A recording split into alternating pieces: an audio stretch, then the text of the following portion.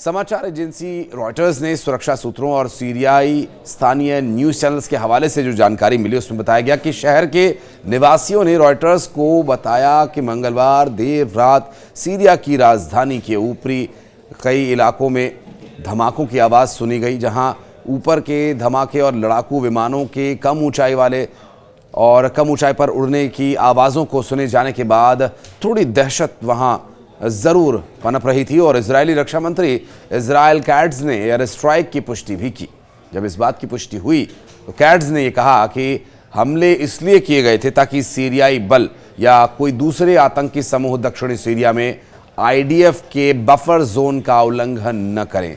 आपको बता दें कि यहाँ जिस इलाके में हमला किया गया उसके आसपास के कुछ इलाके IDF के बफर इलाके कहे जाते हैं। और इसके पहले शनिवार को एक बयान में उन्होंने कहा था, मतलब IDF के प्रमुख या फिर यूँ कहें कि इजराइल के रक्षा मंत्री ने, हम दक्षिणी सीरिया को दक्षिणी लेबनान नहीं बनने देंगे। वायुसेना वर्तमान में क्षेत्र को विसैन्यकृत करने की हमारी नीति के तहत दक्षिणी सीरिया में शक्तिशाली हमले कर रही है।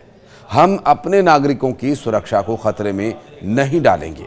सीरियाई शासन बलों और आतंकवादी संगठनों द्वारा दक्षिणी सीरिया के सुरक्षा क्षेत्र में खुद को स्थापित करने के किसी भी प्रयास का जवाब आग से दिया गया। सीरियाई सुरक्षा स्रोत और सीरियाई टीवी का कहना है कि इजरायली विमानों ने दमिश्क से लगभग 20 किलोमीटर दूर दक्षिण में किस्वाह शहर पर हमला किया और इस दौरान एक मिलिट्री साइट को निशाना बनाया गया।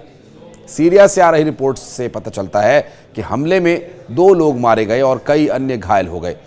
और यहाँ कुछ और जो न्यूज़पेपर्स जिसमें न्यूज़ जारी की गई, जिसमें न्यूज़ में प्रकाशित ये किया गया कि अल हथद के द्वारा ये जानकारी दी गई थी, हवाई हमले में दमिश्क के बाहरी इलाकों में अल किवास और अंदर सैन्य वाहनों के समूह को निशाना बनाया गया। और आपको बता दें कि चूँकि किस्वाह के अंदर सैन्य वाहनों के समूह को निशाना बनाने की कोशिश की गई थी, जिसमें अल अखबार ने सीरियन ऑब्जर्वेटरी के हवाले से जानकारी ये भी दी कि IDF ने कथित तौर पर दमिश्क के दक्षिण में 2 सैन्य स्थानों पर छापा मारा है। ये हमला सीरिया के एक नए शासक के मोहम्मद अल जुलानी के देश में इजरायली हमले की निंदा करने और दक्षिणी सीरिया के क्षेत्रों को वापस लेने की मांग के कुछ ही घंटों के बाद किया गया। हयात तहरीर अल शाम यानी HTS के नेतृत्व वाले विद्रोहियों ने बीते साल दिसंबर में सीरिया की राजधानी पर कब्जा कर लिया था, जिसके बाद बशर अल असद शासन का अंत हो गया था। अब इजराइल के प्रधानमंत्री बेंजामिन नेतन्याहू ने रविवार को जो कहा वो आपको बताते हैं। दरअसल उनका कहना है कि इजराइल दक्षिणी सीरिया में HTS या देश के नए शासकों से संबद्ध किसी भी अन्य ताकत की उपस्थिति को बर्दाश्त नहीं करने वाला।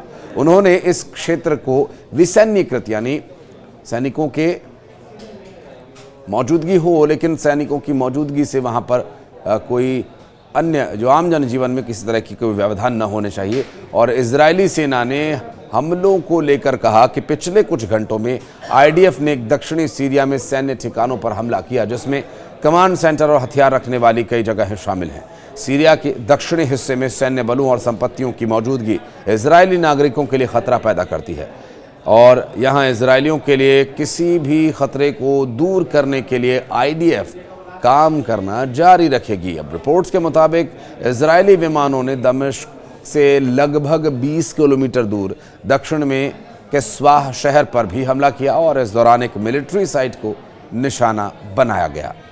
सीरिया से आ रही रिपोर्ट से पता ये चलता है कि हमले में 2 लोग मारे गए और कई अन्य घायल भी हुए। दमिश्क के बाहरी इलाकों में सैन्य वाहनों को भी निशाना बनाया गया। इजराइल के प्रधानमंत्री बेंजामिन नेतन्याहू ने हाल ही में कहा था कि इजराइल दक्षिणी सीरिया में HTS या देश के नए शासकों से संबद्ध किसी भी अन्य ताकत की उपस्थिति को बर्दाश्त नहीं करेगा।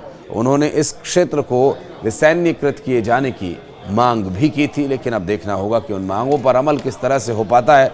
बहरहाल इस वीडियो को लेकर कुछ अगर आप कहना चाहते हैं तो कमेंट सेक्शन में आपका मोस्ट वेलकम रहेगा। ये वीडियो अगर आपको इन्फॉर्मेटिव लगा हो तो इसे शेयर कीजिए, अच्छा लगा तो लाइक कीजिए। चैनल को अगर यूट्यूब पर देख रहे हैं तो सब्सक्राइब कीजिए और अगर फेसबुक पर देख रहे हैं तो पेज को लाइक करना ना भूलें। धन्यवाद।